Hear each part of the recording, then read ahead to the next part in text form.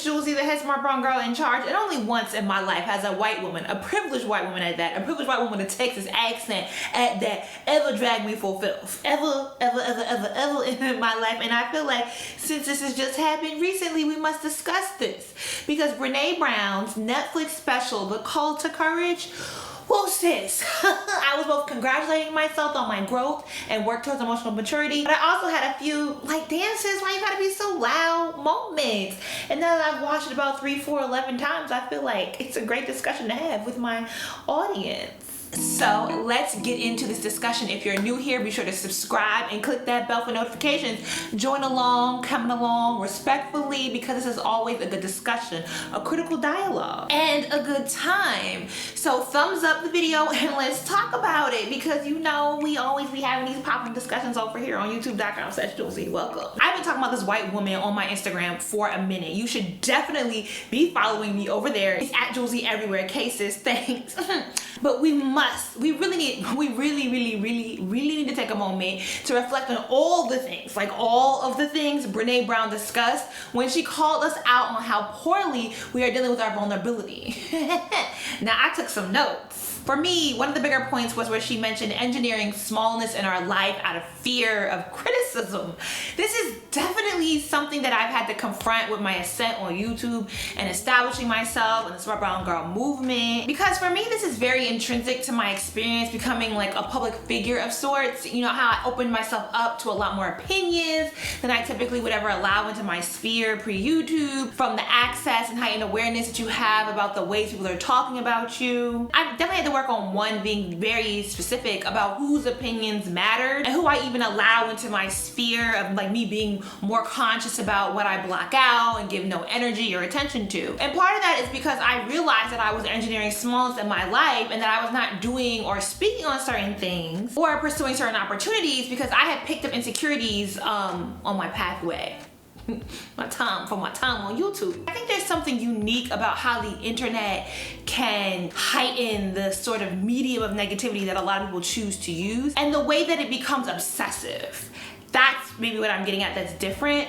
And so absorbing any sort of that negativity, there's no way to do that without manifesting it in some way in real time in your real life. And so for me, that manifested in having insecurities about whether I was enough or if I even had the ability to discuss properly the topics that I was interested in. You know, engineering smallness. Like, more broadly, engineering smallness can look like not pursuing someone or not allowing yourself to be seen by someone who you are romantically interested in. It might be us not using our voices at times when our voices are definitely needed to be heard, not standing up for others, not being vocal allies for others, not raising our hands and publicly supporting people who are going against the establishment. There are so many ways in which we double back into and say, oh, I don't want to do that because I don't know, I don't think I'm capable, I don't want to be seen, you know, I don't bring attention to myself. And part of the reason why I really love this Netflix special was because Brene gave us language to articulate complex feelings and emotions. From, you know, the engineering smallness into our lives to connecting that to how you have to allow yourself to be seen in order to be loved. I was like, okay, sis, like, all right, I need to take a moment. I need to reflect, because as she said, vulnerability is the gooey center of hard emotions. Oh, drag me for filth here, sis. Shame, scarcity, fear, anxiety, and uncertainty, all of which I tend to attach to my very, very strong disdain of embarrassment. I constantly maneuver through life trying to avoid embarrassment, and that's something I need to work through. That uncertainty and shame are just unavoidable, and I have to embrace it all. That don't mean I'm gonna fall face first, but you know, I can't be controlling every scenario all the time. Sometimes you just have to let go and live and be seen, sis. We're working on it. The moment when Brene was talking about her husband and that whole swimming in Lake Travis incident, I mean, that was like, oh girl, white privilege, you used to swim, you're taking 2 weeks vacation, Lake Travis, Texas, I get it. But no, for real, that line she hit about creating a story, that our brain is wired as a mode of protection to want a definite story. So we make up that story, or we're inclined to want to make up that story. I think she started the line with that she was talking to her husband, he said something, and she was like caught off guard by it. And she's like, wait, I'm not gonna make up a story about this, so I need you to explain yourself a little bit more. And I was like, oh wow, she's really gonna call me out, sis. Like, you're gonna make this personal? Are you attacking me personally? Let me search in my memory bank and definitely use that line, okay? I need you to explain yourself further because I don't wanna make up a story about what's happening here.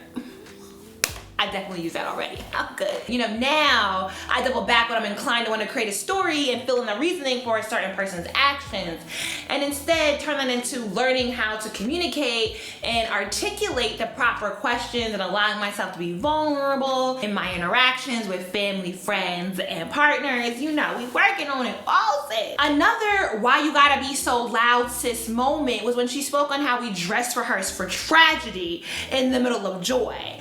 For all the white woman privilege that Brene Brown encompasses, this is something I do believe that I want to say that this is, first of all, I appreciate her, I won't be cliche and say wokeness, but I appreciate her awareness of the world around her and her privilege in that context. But I do think this is actually something that is unique, or there is a unique version, particularly for Black people in America, Black Americans, especially lower economics, you know, whether poor or working class Black people. You know, when you become successful above most of your intimate community, your own friends and family especially, it really is hard to believe that you deserve it, that it's going to stay around and the base is not going to drop from under you.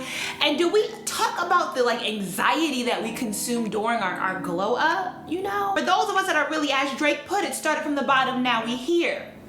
You know, and the whole team hasn't necessarily gotten here with us.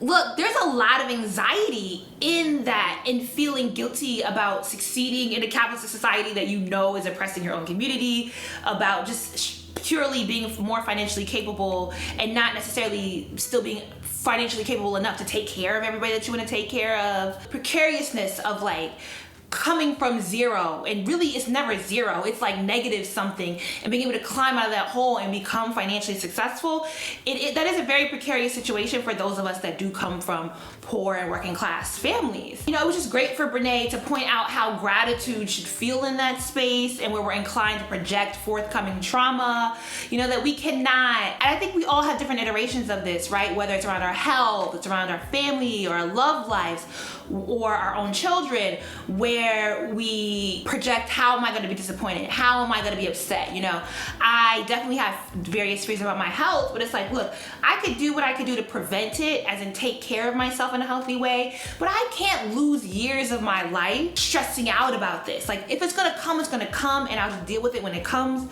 But I cannot put myself in a position where I ruin the moment of the joy that I do have, worrying about the trauma that's going to be forthcoming. Like, we got to work on our gratitude. So we've been working on our gratitude. Was note taken, Brene. Thank you for calling that out of me. Because as she said, gratitude is vulnerability.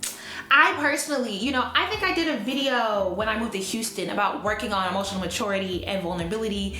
And I think that's when I started to become a little bit more open on YouTube and be more vulnerable with my audience. And so I have made great strides in my emotional maturity, in being self-aware, in being an articulate person, and being honest about my emotional feelings. But the vulnerability is still a struggle, and just even allowing myself to be seen in certain encounters, you know, pursuing certain projects, feeling like I can roll up on people and get certain things done and pull up on folk, and understanding that there are certain things in life that I deserve and I should not shrink myself back from. But overall, I've been telling all of my friends and family to watch this special. I've made everybody watch it, and we had to have a powwow with my homegirl, with my mama, with my other homegirl, with the other homegirl. I think I had like 4 or 5 conference calls and yeehaw moments with the crew, because I just really appreciated the way that Brene, and I had never seen her TED Talk, I've never read her book before this, but the way she really kind of got to the heart of what a lot of our issues are with vulnerability, with the fear of failure, and how I think in American society, right, and I feel like I remember reading this somewhere about how like in like certain European societies, people will pursue different careers at different points in their life, but American society is very built on this ideal that you get one career in your early 20s and you stick with that for your lifetime. And it really does a disservice, especially in this economic climate. It does a disservice, especially to the Black community, who, like, you know, we don't have the same equity that we had, even whether it was the equity at 20 or the equity that we had in the early 90s as we do now. Things are constantly changing, and so why can't we be constantly changing? And it really struck a chord for me, because a lot of what I centered the idea of like the Smart Brown Girl movement around was that I wanted to encourage people to understand that they had a right to be who they wanted to be without society pressing you know, these binary norms on top of you. Part of that, I think, maybe innately, even as much as I don't like vulnerability and I don't like embarrassment and I don't like feeling like I'm pressed or childish and all these other things that I tend to attach to vulnerability and then allowing myself to be seen. But you know, that was sort of innately in the undercurrent of what I meant for Smart Brown Girl to be, and it has been. I've said this before in another video, I think I did in a Get Ready With Me, that I this year was focusing on letting go of using negative language to talk about myself. And so in part, watching this special is also like, I have to stop. You know, vulnerability is necessary. There's no being successful, there's no being innovative, there's no being loved, there's no finding happiness and joy without vulnerability, and that is some true real tea-ish. Understanding the necessity of it, and then therefore, if I'm gonna work on it, part of working on that is stop using negative language, right? So stop saying, oh, you know, I don't like vulnerability. It's like, oh, okay, I have some discomfort with vulnerability and I'm working through that. And it's even the way that I talk about failing. Like, there's things that I've been talking about working on for forever and a day, and I have not got around to it because I just want it to look and be a certain way. Partially because, yeah, I am afraid of failure. I am afraid of having an expectation of success and then falling flat on my face. And really, I think I'm close to getting to the point where the failure in how other people perceive that failure doesn't bother me. I think for me right now, the monetary failure, that's still real. I don't know how much that got to do with vulnerability and how much that really got to do with paying bills and staying afloat. But you see here, we are working on all of it. So I want to know, if you've watched the Brene special, what was your favorite takeaway from it? How has vulnerability been a struggle in your life, and how are you going to work on it going forward? If you have not watched it, please, this is the one white woman I'm going to go recommend that you really listen to and hear her out. It's an hour, 10-20 minutes, if that. It is worth it, and it's easy to watch. So I'm going to holla at y'all later, and thanks for watching. Deuces.